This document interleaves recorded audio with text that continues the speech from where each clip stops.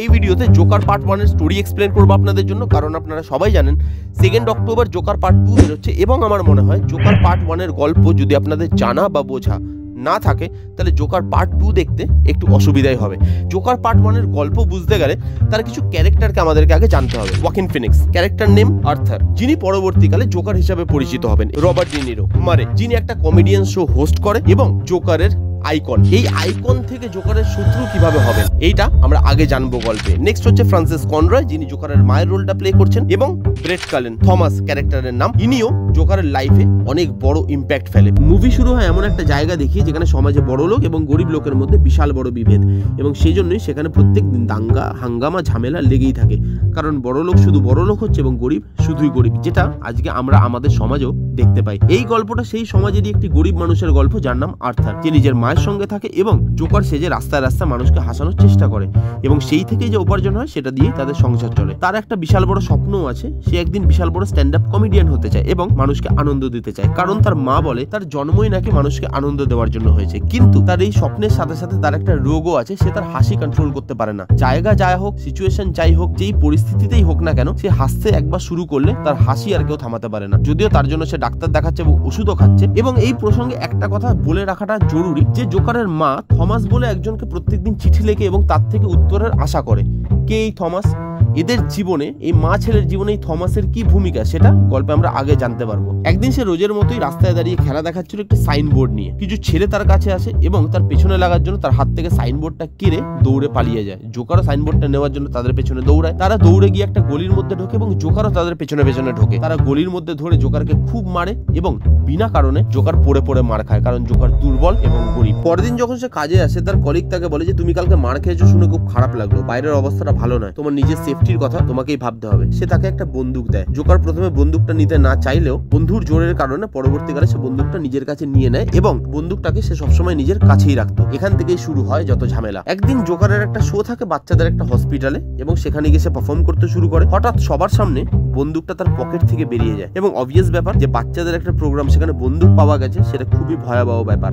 আর এই ব্যাপারটা যখন জোকারের মালিকের কানে যায়, সে তাকে চাকরি থেকে বার করে দেয়। কিন্তু জোকার বলে যে না, এই বন্দুকটা একটা খেলনা বন্দুক এবং এটা আমার প্লেয়ারই একটা অংশ বা আমার পারফরমেন্সেরই একটা অংশ, এটা আমি কারোর ক্ষতি করার জন্য নিয়ে যাইনি। কিন্তু তার মালিক কোনো কথাই শোনে না এবং বলে যে তোমার কলিগ আমাকে সবকিছু বলে দিয়েছে এবং এই বন্দুকটা আসল বন্দুক, তাই জন্য তোমাকে কালকে থেকে কাজে আসতে হবে না। সে বলে যে আমি তো এই বন্দুকটা চাইনি, আমার কলিগ আমাকে জোর করে বন্দুকটা দিয়েছে। কোনো কথা না শুনে তার মালিক কাজ থেকে বার করে দেয়। জোকারের সংসার চালানোর শেষ সম্বল ছিল এই চাকরিটা, সেটাও যখন চলে যায় জোকার খুব ভেঙে পড়ে এবং সে ডিসাইড করে এখন থেকে সে আর ভয় এবং কারোর হাসির পাত্র হয়ে বেঁচে থাকবে না। সে প্রত্যেকের থেকে বদলা নেবে এবং সেদিন জোকার নামে একটা ভিলেনের জন্ম হয়। কাজ থেকে বেরিয়ে জোকারের খুব মুড অফ, সে ট্রেনে করে বাড়ি ফিরছিল। দেখে ট্রেনে 3টে লোক একটি মেয়েকে খুব ডিস্টার্ব করছে এবং জোকার সেখানে হাসতে শুরু করে, কারণ জোকার জায়গা বা সিচুয়েশন দেখে হাসে না, তার হাসিটা একটা রোগ, এটা আমি আগেই বলেছিলাম। তাকে হাসতে দেখে ওই 3টে ছেলে খুব রেগে যায় জোকারের উপর এবং জোকারকে মারতে শুরু করে। তার কাছে ছিল বন্ধুর দেওয়া সেই বন্দুকটা, সে সেই বন্দুকটা বার করে এবং 3টে ছেলেকে মেট্রোর ভেতরে গুলি মেরে ঝাঁঝরা করে দেয় এবং সেখান থেকে পালিয়ে যায়। এই খবরে পরদিন হই হই পড়ে যায় এবং গরিব মানুষ যারা নিজেরা কিছুই করতে পারছিল না, তারা তাদের হয়ে নতুন একটা হিরো পেয়ে যায়। জোকার রাতারাতি ফেমাস হয়ে যায় এবং তার মধ্যেও একটা কনফিডেন্স চলে আসে, সে নিজেকে হিরো ভাবতে শুরু করে এবং তারপর তার জীবনে যেই জিনিসটা ঘটে, সেই জিনিসটা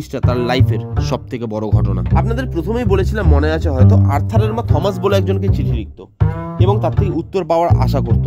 এই থমাস সে যার বাড়িতে তার মা বহু বছর কাজ করে এসেছে এবং তার মায়ের বিশ্বাস আজকে যখন থমাস খুব বড় মাপের মানুষ হয়ে গেছে, অনেক বড় হয়ে গেছে এবং সমাজের একজন ইনফ্লুয়েন্সিয়াল ব্যক্তি হয়ে গেছে, সে তাদের বাড়িতে আসবে, তাদের দুঃখ দুর্দশা দেখবে এবং তাদেরকে সাহায্য করবে। কিন্তু জোকার তার মাকে অনেকবার বোঝানোর চেষ্টা করেছে যে মা, থমাস এখন অনেক বড় মানুষ হয়ে গেছে, তার তো সময় নেই সে আমাদের কাছে এসে আমাদের দুঃখ দুর্দশা দেখবে, তাই তাকে চিঠি লেখা বন্ধ করো। কিন্তু তার মা কোনোভাবেই তার কথা শোনে না এবং আজকেও তার মা তাকে একটা চিঠি দেয় থমাসের নাম করে এবং আর্থারকে পোস্ট করে আসতে বলে। আর্থার চিঠিটা পোস্ট করতে গিয়ে হঠাৎ তার মাথায় কি আসে, সে ভাবে দেখি একবার চিঠিটা খুলে যে আমার মা প্রত্যেকদিন থমাস বলে ব্যক্তিটাকে কি এমন লেখে যার উত্তর আজও থমাস একটা চিঠিতেও দেয়নি। তখন সে চিঠিটা খোলে এবং পড়তে শুরু করে। পড়তে পড়তে সে জানতে পারে যে যেই থমাসকে তার মা চিঠি লেখে, সেই থমাসই তার আসল বাবা এবং তার মা তার থেকে এতদিন এটা লুকিয়ে রেখেছিল। সেটা জানতে পেরে অবভিয়াসলি সে খুব রেগে যায় এবং মাকে গিয়ে চোটপাট করতে শুরু শুরু করে, রাগারাগি করতে শুরু করে। তারপর তার মা তাকে সব ঘটনা খুলে বলে এবং জোকার ডিসাইড করে যে তার বাবার সাথে দেখা করতে যাবে এবং সে যায়ও। গিয়ে দেখে তার বাবা বেশ ভালোই আছে, বিয়ে করেছে, তার একটা বাচ্চাও আছে। বাড়ির বাইরে গেটের সামনে দাঁড়িয়ে সে বাচ্চাটার সঙ্গে কথাই বলছিল। হঠাৎ করে তার বাবার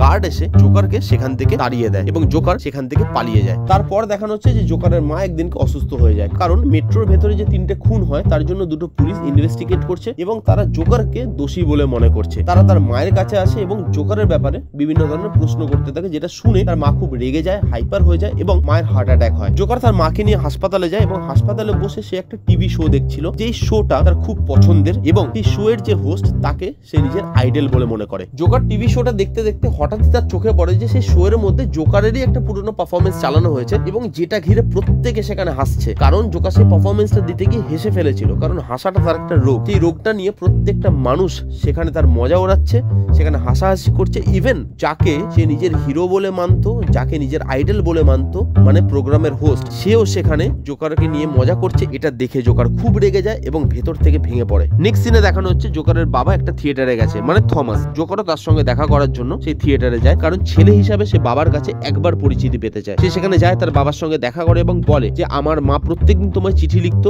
আমি তোমার ছেলে, তুমি কেন কোনো উত্তর দাওনি। থমাস এই শুনে খুব রেগে যায় এবং জোকারকে মারতে শুরু করে। মারার পর তাকে বলে যে তোমার মা তো পাগল ছিল, তোমার মায়ের সঙ্গে আমি কি থাকবো, যাও আগে গিয়ে যেখানে তোমার মায়ের ট্রিটমেন্ট হচ্ছিল, তোমার মা হসপিটালে ভর্তি ছিল, সেখানে গিয়ে খবর নাও। এই বলে সে সেখান থেকে চলে যায় এবং জোকারও মার খাওয়ার পর বাড়ি চলে আসে। বাড়ি এসে জোকার দেখে তার ফোনে একটা ফোন এসছে সেই শোতে যাওয়ার জন্য, যে শোটাতে যাওয়া তার জীবনের স্বপ্ন ছিল এবং সেই শো এর হোস্টকে সে নিজের আইডল বলে মানতো। মানে জোকারের মা হসপিটালে ভর্তি থাকাকালীন যেই শোটাতে জোকারকে অপমান করা হয়, সেই শোতেই আবার জোকারকে ডাকা হচ্ছে গেস্ট হিসাবে এবং জোকারও আসবে বলে হ্যাঁ করে দেয়। জোকার সে শোতে যাওয়ার জন্য বাড়ি থেকে বের হয়, কিন্তু শোতে যাওয়ার আগে সে ভাবে একবার হসপিটালে যাবে, যেখানে তার মা ভর্তি ছিল বলে তার বাবা তাকে জানিয়েছে। সে মায়ের সত্যিটা জানবে। সে সেখানে যায় এবং মায়ের ফাইলটা চুরি করে সেখান থেকে পালিয়ে যায় এবং যখন সে ফাইলটা পড়ে সে অবাক হয়ে যায়। ফাইলে ছিল আর্থারের মায়ের, মানে জোকারের মায়ের একটা বয়ফ্রেন্ড ছিল এবং সেই বয়ফ্রেন্ডটা জোকারকে এবং জোকারের মাকে প্রতিনিয়ত মারতো এবং ছোটবেলায় আর্থারের মাথায় একটা চোট লাগে সেই মারের কারণে এবং সেখান থেকেই তার এই হাসির রোগটা এসেছে, যেটা নিয়ে রোজ তাকে মানুষের কাছে হাসির পাত্র হতে হয়। সে মায়ের উপরে খুব রেগে যায়, কারণ সে ভাবে যে তার মা তাকে মিথ্যা কথা বলেছে এবং তখনই হসপিটালে গিয়ে মাকে মেরে ফেলে এবং তারপরই সে